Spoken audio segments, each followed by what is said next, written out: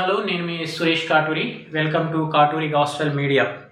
So ఈరోజు ప్రధానంగా ప్రత్యేకించి ఒక వార్త మనం చూస్తే, మహారాష్ట్ర సీఎం ప్రత్యేకించి ఎవరో బీజేపీ అలయన్స్తో చూసాం కదా, ఆయన ఏమన్నాడంటే SC certificates of anyone other than Hindus, Buddhist and six will be cancel, Maharashtra CM Devendra Fadnavis.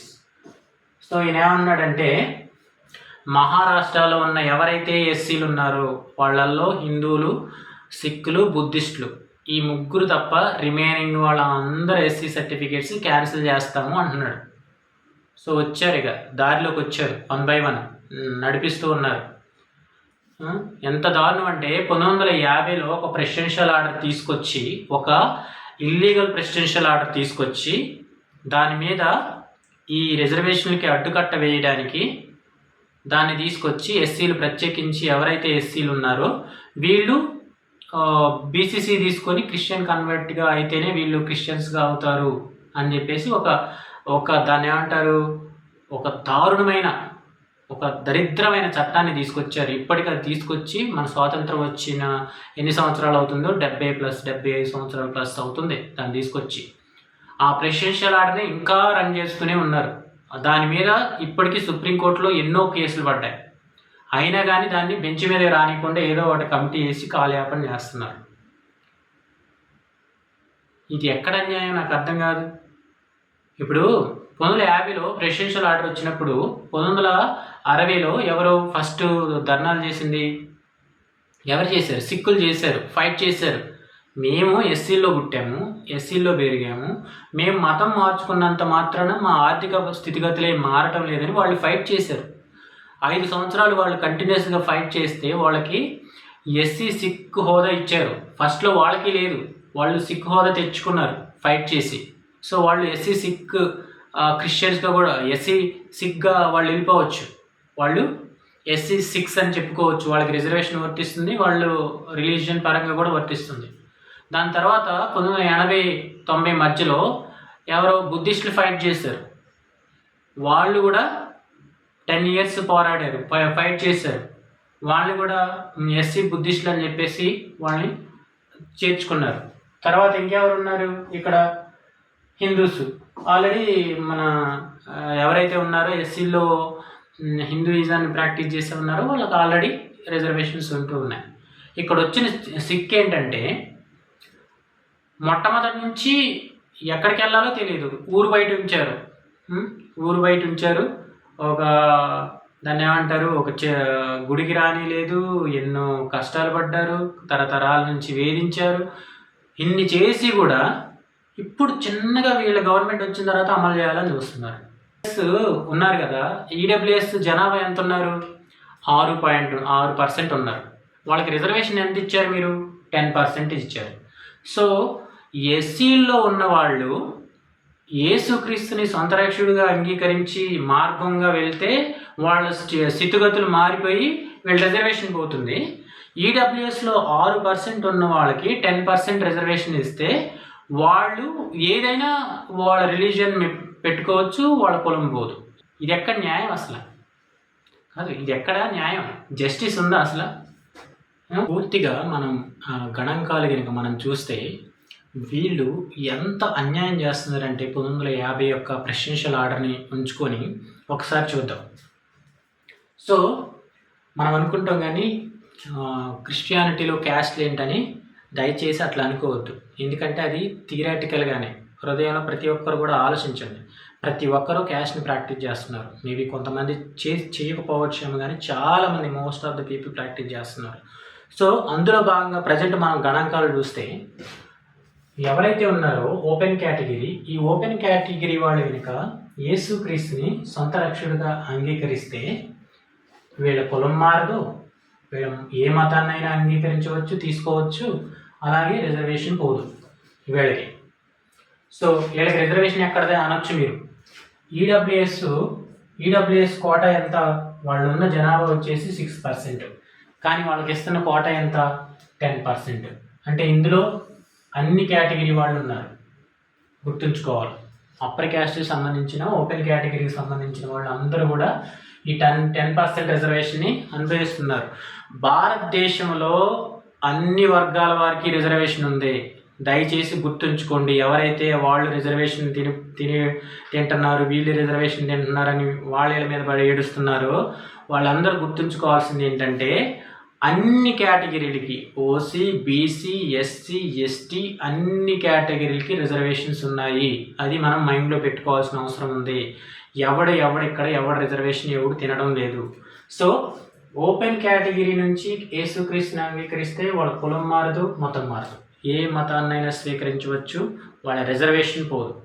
So అలాగే బీసీ కేటగిరీ నుంచి ఎవరైతే యేసుక్రీస్తుని సొంత రక్షకుడిగా అంగీకరించి వాళ్ళు మారారో వాళ్ళ కులం మారదు, మతం మారదు. ఏ మతాన్నైనా అంగీకరించవచ్చు, వాళ్ళ రిజర్వేషన్ పోదు. వాళ్ళు గర్వంగా నేను బీసీ క్రిస్టియన్ అని చెప్పుకోవచ్చు, వీళ్ళు గర్వంగా నేను ఓసీ క్రిస్టియన్ అని చెప్పుకోవచ్చు. అలాగే ఎస్టీ కేటగిరీ నుంచి ఎవరైతే యేసుక్రీస్తుని సొంత రక్షణని అంగీకరించారో వాళ్ళ కులం పోదు, వాళ్ళ కులం మారదు, మతం మారదు. ఏ మతాన్నైనా వాళ్ళు అంగీకరించవచ్చు, వాళ్ళ రిజర్వేషన్ కూడా పోదు. సో వాళ్ళ రిజర్వేషన్ కూడా పోదు. కానీ ఎంత అన్యాయం అంటే, ఇక్కడికి వచ్చేసరికి ఎవరైతే ఎస్సీల్లో ఉన్నవారు యేసుక్రీస్తుని సొంత రక్షకుడిగా అంగీకరిస్తే వీళ్ళు బీసీసీలోకి వెళ్ళాలి. వీళ్ళు మేము ఎస్సీ క్రిస్టియన్స్ అని గర్వంగా చెప్పుకోవడానికి లేదు, వీళ్ళు బీసీసీలోకి వెళ్ళాలి. బీసీసీలో 1% రిజర్వేషన్ ఇస్తారు ముష్టి. సో వీళ్ళు యేసుక్రీస్తుని సొంత రక్షకుడిగా అంగీకరిస్తే వీళ్ళ కులం మార్చుకోవాలా, వీళ్ళ మతం మార్చుకోవాలా, వీళ్ళ రిజర్వేషన్ పోతుంది. ఎంత అన్యాయం అంటే ఇది. తరతరాల నుంచి ఎన్నో వేదనలు, కష్టాలు, శ్రమలు, బాధలు తాత ముత్తాతల నుంచి వీళ్ళు పెట్టిన శ్రమలన్నింటినీ భరించుకుంటూ వస్తూ చూడండి ఎంత అన్యాయం. ఏళ్లలో నుంచి ఎవరు అంగీకరించినా కులం పోదు, మతం ఏ మతాన్నైనా స్వీకరించవచ్చు, రిజర్వేషన్ ఉంది, 10% ఉంది. వీళ్ళ దగ్గర నుంచి వీళ్ళు యేసుక్రీస్తుని అంగీకరిస్తే వీళ్ళ కులం మారదు, ఏ మతాన్నైనా స్వీకరించవచ్చు, రిజర్వేషన్ ఉంది. వీళ్ళ దగ్గర నుంచి వీళ్ళు యేసుక్రీస్తుని అంగీకరిస్తే వీళ్ళ కులం మారదు, మతం మారదు, రిజర్వేషన్ పోదు. కానీ ఏళ్ళకే వచ్చేసరికి ఎందుకు అంటే వీళ్ళ తరపున మాట్లాడటానికి. కానీ అసలు వీళ్ళల్లో ఎంత వర్గపోరు ఉందంటే, ఎస్సీల్లో దగ్గరగా మనం ఆంధ్రప్రదేశ్లో చూస్తే టోటల్గా 2 కోట్ల మంది ఉన్నారు. 2 కోట్ల మందిలో కొంతమంది సిక్కులుగా విడిపోయారు, కొంతమంది బుద్ధిస్టులుగా విడిపోయారు, కొంతమంది బీసీసీగా విడిపోయారు, సింహభాగం క్రిస్టియన్స్గా ప్రాక్టీస్ చేస్తున్నారు, కొంతమంది నాస్తికులుగా ఉన్నారు, కొంతమంది హిందూయిజంలోనే ఉన్నారు. సో కులాల విషయాలకు వస్తే మాల, మాదిగ, రెల్లి, బుడగ జంగం ఇట్లా కులాల వారిగా కూడా విడిపోయి ఉన్నారు. ఒకవేళ వీళ్ళు మతాల పరంగా ఏకమైదామని చూస్తే కులాల మధ్య చిచ్చు పెడతారు మాల మాదిగని.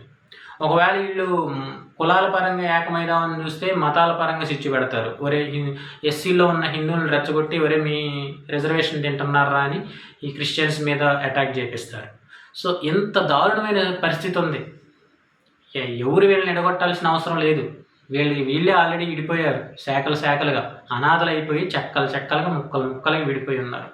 అందుకే ఇదిగో ఇటువంటి మహారాష్ట్రాల్లో స్టార్ట్ అయింది ఇప్పుడే. సో నెక్స్ట్ తెలుగు రాష్ట్రాల్లో కూడా రావచ్చు. 2 కోట్ల మంది ఉన్నారు. దగ్గరగా తెలంగాణలో 67 లక్షలు, రీసెంట్గా వచ్చిన దాంట్లో 67 లక్షల మంది ఎస్సీలు ఉన్నారు. సింహభాగం క్రిస్టియానిటీని ప్రాక్టీస్ చేస్తున్నారు. అలాగే ఆంధ్రప్రదేశ్లో 1,45,00,000 మంది ఉన్నారు. మనం మొత్తం క్యుములేటివ్గా చూస్తే 2 కోట్ల మంది ఉన్నారు.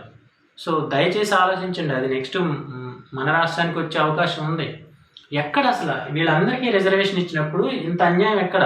Wear is fundamental rights, where is equal rights, where is equal protection? So there are missing right. SC వాళ్ళు మాత్రమే క్రీస్తుని అంగీకరిస్తే అందులోకి ఎందుకు వెళ్ళాలి? వాళ్ళ కులం ఎందుకు మార్చుకోవాలి, వాళ్ళ మతం ఎందుకు మార్చుకోవాలి, వాళ్ళ రిజర్వేషన్ ఎందుకు పోతుంది, వీళ్ళది ఎందుకు పోదు? వీళ్ళు కూడా రిజర్వేషన్ పొందుతున్నారు కదా 10%.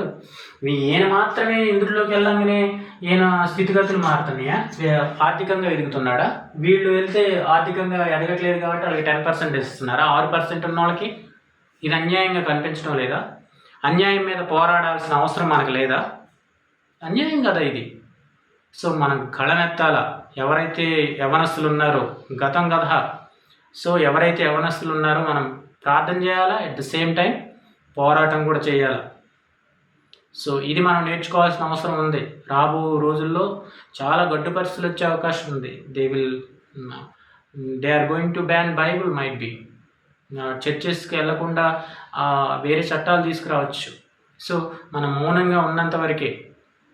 We have to fight. We have to pray as well. ప్రార్థన చేయాలా, పోరాటం చేయాలా, మన హక్కుల కొరకు మనం పోరాడాల్సిన అవసరం ఉంది. దయచేసి ఇది గమనించండి. తరతరాల నుంచి, తాత ముత్తాతల నుంచి ఎంతో వివక్షతను మనం గురై ఉన్నాము. ఇది మనకు కనిపిస్తుంది కదా ఎంత వివక్షత. ఇక్కడ 10% రిజర్వేషన్, ఇక్కడ వీళ్ళకి ఇస్తున్నారని కాదు. ఎందుకు ఈక్వాలిటీ లేదు, వీళ్ళు మాత్రమే ఎందుకు ఇవన్నీ పోతూ ఉన్నాయి?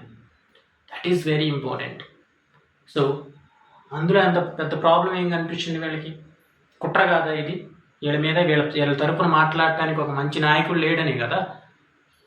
వీళ్ళ ఓట్లు కావాలా, 2 కోట్ల ఓట్లు కావాలి వీళ్ళకి.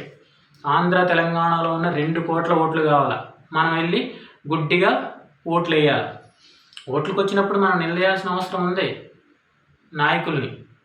సో దయచేసి ఆలోచించండి, దీని గురించి ప్రే చేయండి. Thank you.